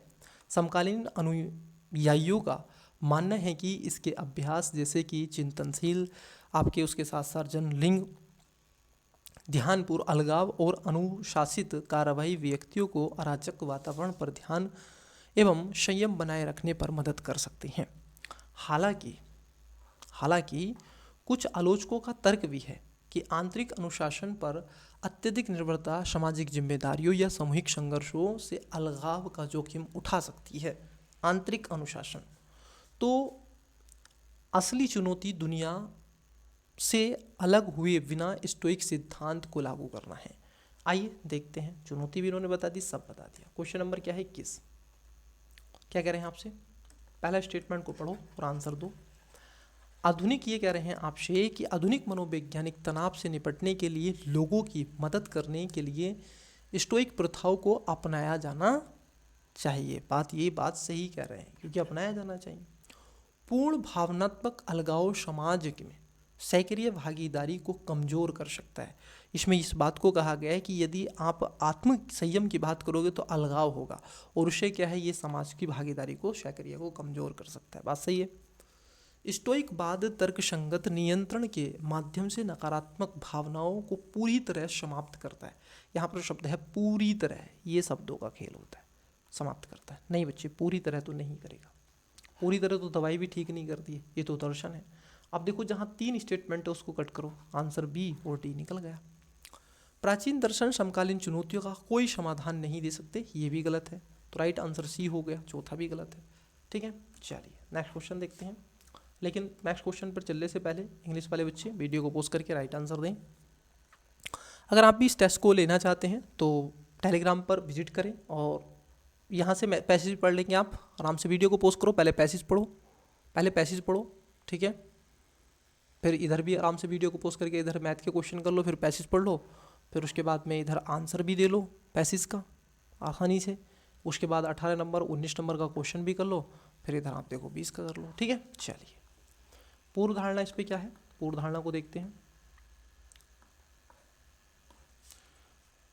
उपयुक्त पूर्व धारणाएं बनाई गई हैं, जैसे पहला कह रहे हैं कि भावनात्मक आत्मनियमन अनिश्चितता वातावरण में व्यक्तिगत स्थिरता में योगदान देता है। क्या ये बात इन्होंने कही है कि ये खासतौर पर स्टोइक की, देखो बिल्कुल संयम की तो बात करता है। प्रमाणिक बने रहने के लिए दार्शनिक परंपराओं को बिना किसी शोधन के लागू किया जाना चाहिए। क्या ऐसी बात करेगी, जबकि यहाँ पर क्या है, शोधन होना चाहिए, ऐसा ना प्रमाणिक बने रहने के लिए दार्शनिक परंपराओं को, नहीं ऐसा नहीं है। बिना इसके कैसे कर सकते हैं, बिना किसी संशोधन के लागू। भाई किसी में हर एक चीज़ में कमियां अंतर्विरोध होता है, उन दूर किया जाना चाहिए, तो ये इसका करेक्ट आंसर आ जाएगा। पैसेज नंबर 2 पढ़िएगा, देखिए पढ़िएगा पैसेज।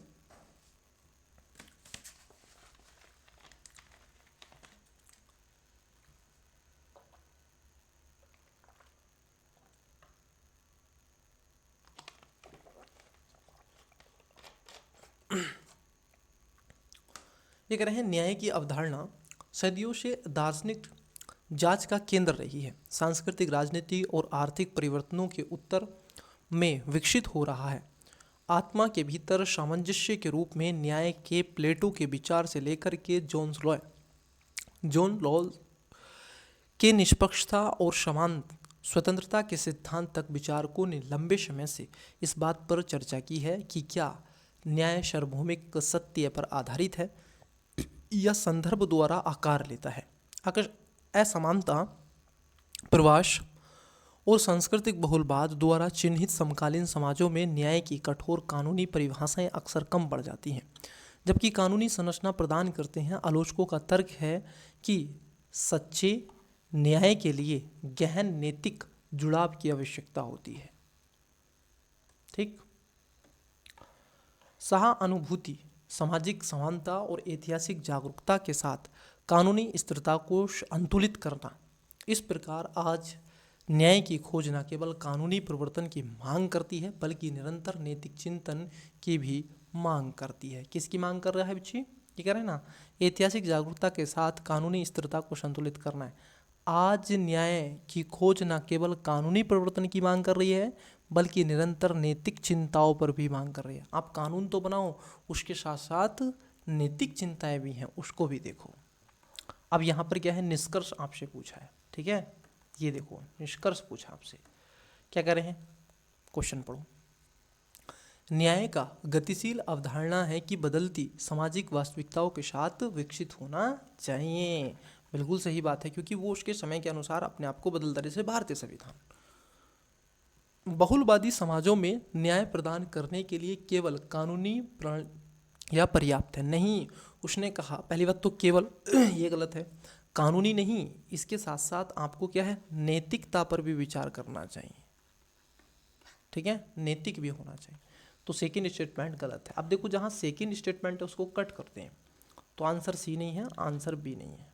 ठीक है, चलिए पहला तो सही है।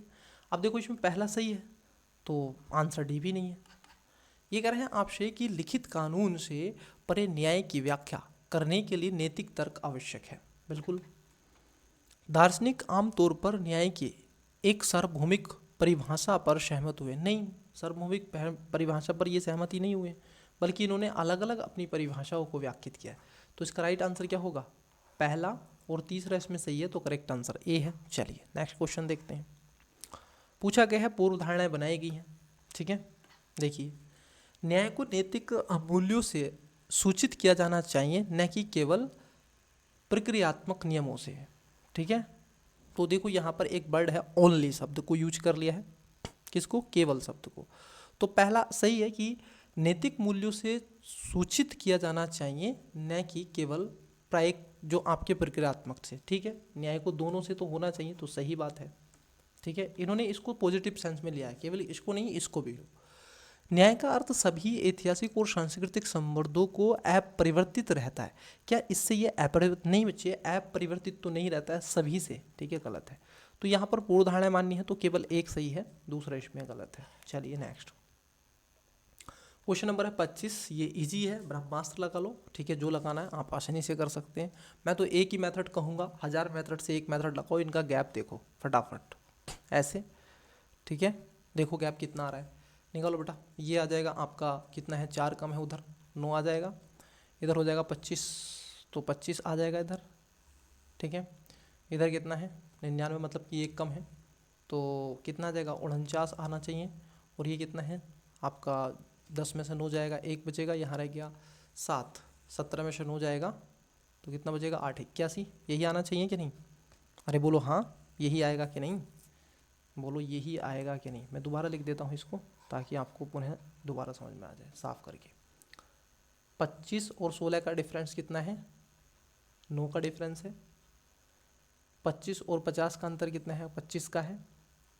50 और 99 का अंतर कितने का है, 9, और इधर आएगा 4, 49 का है।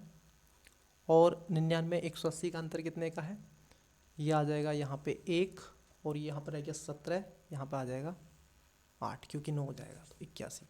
इसका अंतर देखो कितने का है, कितने का अंतर बताओ।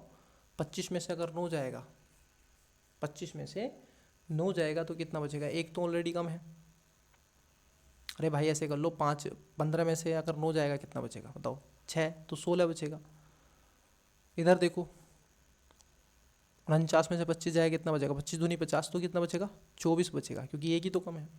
इधर देखो 11 में से 9 जाएगा 2 बचेगा, और यहाँ रहेगा कितना 7, 7 में से 4 जाएगा कितना जाएगा 3, 32 बचेगा। इसमें देखो कितने का अंतर है बताओ, 8 का। 6 और 8 कितने होते हैं 14, तो 24 हो जाएगा। यहाँ पर कितने का है, 8 दूनी 16, 8 तो 24, 8 चौक 32, यहाँ पर भी 8 का, कितने को होगा 0 का। अब आपको केवल ये वाला जोड़ लेना है, ये जोड़ो 8 और ये हो जाएगा 32, कितना हो गया 40, और 81, कितना 81, ये हो जाएगा 1, 8, 4, 12, 121। अब 180 में आप 121 जोड़ दो, कितना आएगा, 1 आ जाएगा, 8 और 2 10 का 0, 1, 2 और 1 3, तो कितना आ जाएगा 301 आ जाएगा, बस ख़त्म कहानी। तो जो नेक्स्ट इसमें आएगा वो 301 आएगा। इस तरीके से आप 1000 मेथड से ना सोच के जहाँ भी आपको मिले आप इससे करें, ठीक है। तो इसका करेक्ट आंसर क्या है, ऑप्शन नंबर सी आ जाएगा। चलिए नेक्स्ट क्वेश्चन देखिएगा। ये क्वेश्चन देखिएगा 26 नंबर का क्वेश्चन है, फिर और मैं आपको क्वेश्चन दूंगा कुछ करने के लिए, इस क्वेश्चन को बता दूं। आइए देखिए 26 नंबर का क्वेश्चन समझे। ये कह रहे हैं आपके आकाश ने एक निश्चित लंबाई और चौड़ाई का आयताकार तट बनाया। यदि तटबंध की लंबाई और चौड़ाई बढ़ा दी जाए तो क्षेत्रफल 60% बढ़ जाता है। कितना बढ़ जाता है, 60% बढ़ जाता है। यदि लंबाई 30% बढ़ा दी जाए तो उसकी चौड़ाई में कितने प्रतिशत लगभग की वृद्धि हुई। ठीक है, देखो भाई इसके लिए आपने एक फार्मूला पढ़ा होगा, आई होप कि आपको ये फार्मूला पता होगा। कौन सा, आप पढ़ते हैं a+b+ab अपॉन कितना 100, पढ़ते हैं कि नहीं, लिख लो इसको एकदम लिख लो, ठीक है। अब इस पे रखना है मान। मुझे आप बताओ यहाँ पर a का मान दे के रखा है, b का मान हमें नहीं दिया है, ठीक है। तो चलिए यहाँ पर कर लेते हैं इसको, आपको ऑब्जर्व तो हो रहा है। तो यहाँ पर a का मान कितना है 30, 1 सेकेंड, इस फार्मूले को लिख लीजिएगा, आप लिख लिया होगा, मिटा रहा हूँ मैं। चलिए देखिए अब यहीं पे करेंगे सवाल, और कहाँ करेंगे, इसलिए आप भी पेपर पे ही करो ना। जैसे ये गैप है इधर, आप थोड़ा सा इसको पेन को थोड़ा सा पतला मतलब कि इसकी थिकनेस कम कर लेते हैं, सॉरी इसकी थिकनेस कम कर लेते हैं। अब शायद देखो अब इधर आ जाए। यहाँ पर जब मुझे बताओ कि क्षेत्रफल कितना बढ़ गया बच्चे, उसका ऑलरेडी 60% कितना बढ़ गया, 60% उसका क्षेत्रफल बढ़ गया है, बराबर, ठीक है।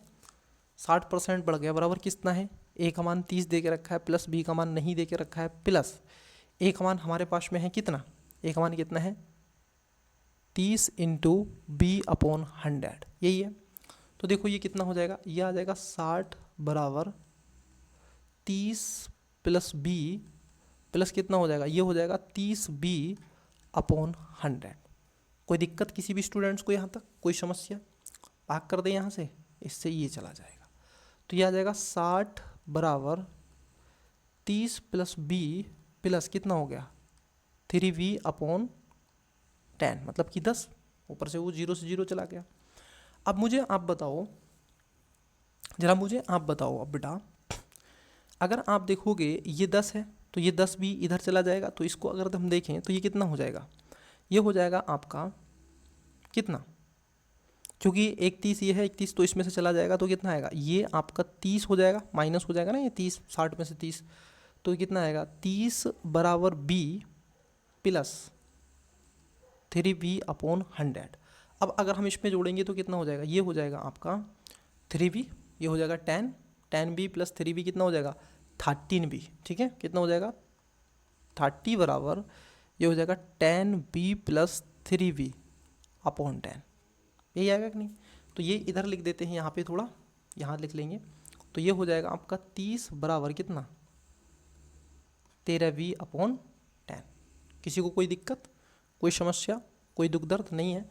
आइए अब b का मान निकाल लेते हैं। तो ये ऊपर चला जाएगा तो ये गुणा में हो जाएगा 30 इंटू 10 अपॉन 13, तो ये हो जाएगा आपका कितना, ये 300 हो जाएगा, ठीक है, चलो काट लो, तो ये 300 हो जाएगा, इधर लिख देते हैं b बराबर 300 बटे 13, तो 13 दूनी होते हैं बच्चे 26, कितना होते हैं 26 बचा कितना 4 40, तो ये हो जाएगा 13 दूनी 26, 13 39, 13 दूनी 26, 13 या 39, 13 या 39 मतलब कि 23।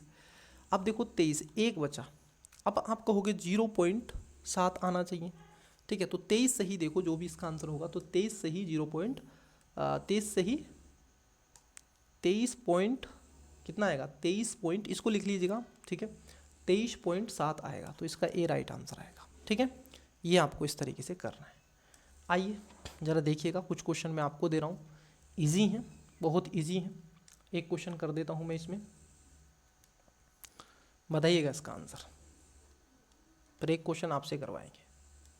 देखो इसमें आपको कोडिंग डिकोडिंग है, एकदम से बिल्कुल कुछ नहीं करना है। देखो यहाँ पर है आपका 4 नंबर, यहाँ पर है 7 नंबर और यहाँ पर है 10 नंबर, ठीक है। अब नेक्स्ट क्या आएगा मुझे आप बताओ, कितने का है 3 का, कितने का बच्चे, यहाँ पर भी 3 का, तो फिर आगे भी 3 का ही होना चाहिए, तो 13 होना चाहिए, मतलब कि क्या होना चाहिए m होना चाहिए, तो 13 पे होता है m हो जाएगा, ठीक है। यहाँ पर है 4 का, ये हो गया कितने का, अंतर कितने का है 4 5 9 का, ये हो गया 16, यहाँ पर अंतर कितने का है 7 का, है कि नहीं, 7 का हो गया कि नहीं। फिर यहाँ पर क्या हो, देखो 5 7, यहाँ पर जो होना चाहिए 9 होना चाहिए, 9 16 और 9 कितने होते हैं 25, तो 25 होना चाहिए। m 25 कहाँ पर है, m 25 ये है क्यों पर, तो यहाँ पर देखो z 26, यहाँ पर है 23, 3 कम हो गया, यहाँ पर है T20 मतलब कि यहाँ पर भी 3 कम हो गया, तो 3 इसमें से होना चाहिए, तो क्यों होना चाहिए, तो इसका आंसर आएगा M25 और क्यों, तो right answer option number B हो जाएगा। कोई दिक्कत, तो इस तरीके से आप इसको करें।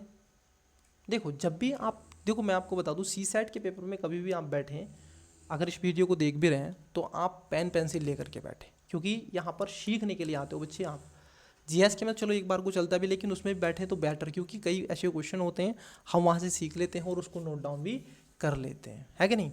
देखो 28 नंबर का क्वेश्चन, बताओ इसका राइट आंसर, इसका तो आपको बताना पड़ेगा करेक्ट आंसर, ठीक है, कमेंट्स करो इसका, इसी तरीके से आपको इसका भी कमेंट्स आंसर कर देना है। चलिए नेक्स्ट देखते हैं 29 नंबर का क्वेश्चन, देखिएगा इजी है, कुछ है नहीं इसमें, परमुटेशन कॉम्बिनेशन का ये क्वेश्चन है। चलिए देखते हैं, एक एक करके समझते हैं।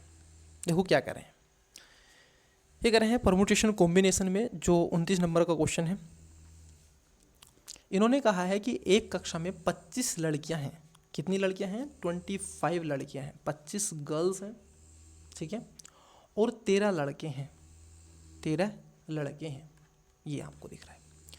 जब एक लड़की एक लड़के के साथ बैठती है तो लड़कों और लड़कियों के बीच कितने जोड़े व्यवस्थित किए जा सकते हैं। इसको बनाने के लिए परमुटेशन कॉम्बिनेशन का तरीका आपको आना चाहिए, तब आप इसका आंसर आसानी से दे सकते हैं। कैसे दे सकते हैं मैं आपको बताता हूँ। आप मुझे बताओ कि जब आप इसका कॉम्बिनेशन बनाओगे, ज़रा समझना, तो आप क्या करोगे। आपके पास में एक बात है, कौन सी बात है ज़रा समझो। आप क्या करोगे, 25 लड़कियाँ आप बैठाओगे, आप कहोगे 25 लड़कियाँ बैठे देते हैं जी, 1 2 3 4 5 6 7 8 9 10 11 12 13 14 15 16 17 19 20 21 22 23 24 25। आपने कहा मैंने 25 लड़की बैठा दी सर। मैंने कहा शाबाश बेटा। फिर आपने क्या कहा, सर लड़के तो मेरे पास में 13 ही हैं। तो मैंने कहा काहे लोड ले रहे हो, 13 ही तो हैं। तो देखो आप ऐसे लड़के बैठा थे, आप कह रहे हो कि 13 लड़कों को आप कहाँ तक बैठा सकते हो। आपने कहा सर 13 लड़कों को मैं या तो यहाँ बैठा दूँ, एक ऐसे 1 2 3 4 5 6 7 8 9 10 11 12 13 14 15 16 17 18 19 20 21 22 23 24 25। अब एक इधर 26। मैं ये भी तो कर सकता हूँ। लेकिन बच्चे एक तो तरीका है, ये हम ऐसे कर सकते हैं। लेकिन मैं कहूँ आपसे कि कितनी लड़कियाँ हैं, 25 लड़कियाँ हैं। कितनी लेनी है, एक लेनी है। ठीक है, कुछ दिक्कत। और फिर मैं कहूँ आपसे लड़के कितने हैं, 13। कितने लेने हैं, एक लेना है। अब मुझे आप बताओ बच्चे, आसानी से बताओ, आसानी से एकदम आसानी से बताओ।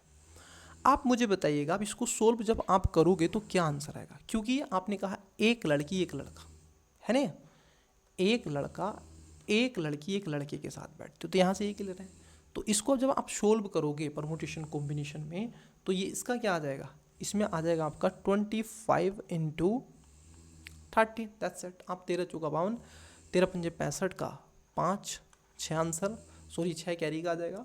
और 13 दूनी 26 और 6 6 दूनी 12 का 2 और ये हो जाएगा 3। तो कितना होगा, 325। तो राइट आंसर क्या है, option number A. Got it. ये आपको करना था, ये आपको करना था बच्चे। एक क्वेश्चन और मैं लूँगा, आपके लिए दूंगा, ठीक है। इंग्लिश वाले विद्यार्थियों को पहले दिखा देते हैं, फिर उसके बाद में आपसे क्वेश्चन देंगे। एक आपको आंसर देना है बच्चे आवश्यक रूप से।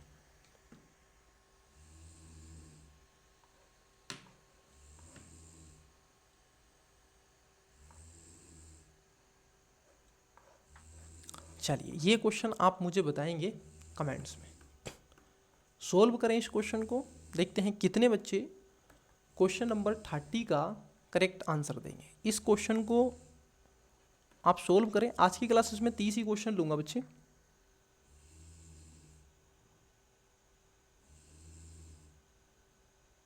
ठीक है। 30 क्वेश्चन में लूंगा और इसका आंसर आपको देना है। क्वेश्चन पढ़ देते हैं। A Q plus B Q plus C Q minus A B C का मान ज्ञात कीजिए। जब यहाँ पर देखो ये कह रहे हैं ए, यहाँ पर ए है बच्चे, इन्हों से लिखे नहीं गया, यहाँ पर हिंदी में मिस्टेक कर दी। ये ए और बी, यहाँ पर है बी का योग 2x है, ठीक है। ए और बी का योग 2x है। ए बी और सी के वर्गों का योग क्या है, 2x² है, ये आपको बताना है, ठीक है। तो यहाँ पर इसका करेक्ट आंसर आपको देना है बच्चे कमेंट्स में। तो प्यारे विद्यार्थी आज के लिए इतना ही रहने देते हैं। आई होप कि आपको सेशन कैसा लगा होगा, आप कमेंट्स में ज़रूर बताएं। और इसका अगर आप चाहते हैं कि इस PDF को प्राप्त करना, तो टेलीग्राम पर आप विजिट करें, वहाँ से ठीक है बात करें और इसको आप ले सकते हैं, ठीक है। 1000 रुपये में आपको 15 टेस्ट मिलेंगे दृष्टि IAS के। चलिए अल्लाह के पढ़ते रहिएगा। इसका पार्ट नंबर 2 आपको नेक्स्ट वीडियो में प्रोवाइड करवा दिया जाएगा। तब तक के लिए best of luck, bye. Channel को सब्सक्राइब नहीं किया है कीजिएगा, कमेंट्स अवश्य रूप से कीजिएगा, जो आपको दिया गया है उस क्वेश्चन को अवश्य कीजिएगा। Okay bye.